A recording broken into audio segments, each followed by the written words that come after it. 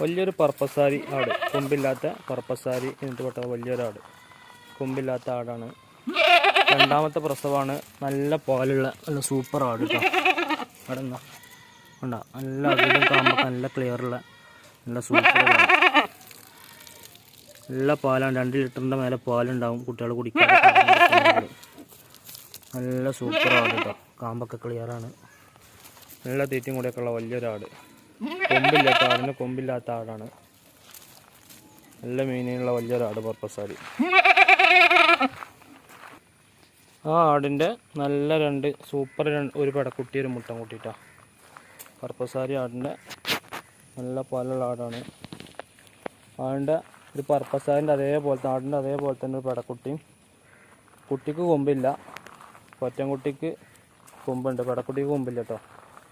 കൊറ്റൻകുട്ടി ബീറ്റിൽ പർപ്പസാരി ക്രോസാണ്.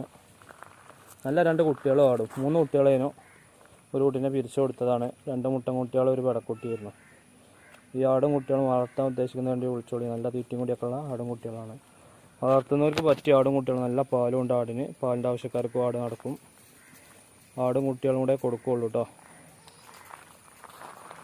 നല്ല അടിപൊളി ആട് കേട്ടോ, വളർത്താൻ പറ്റിയ ആടും കുട്ടികളുമാണ്. നല്ല ചെവിയിറക്കുള്ള കുട്ടിയാണ്. ഒന്ന് കൊമ്പില്ലാത്ത ആടിൻ്റെ അതേപോലത്തെ ഒരാടും.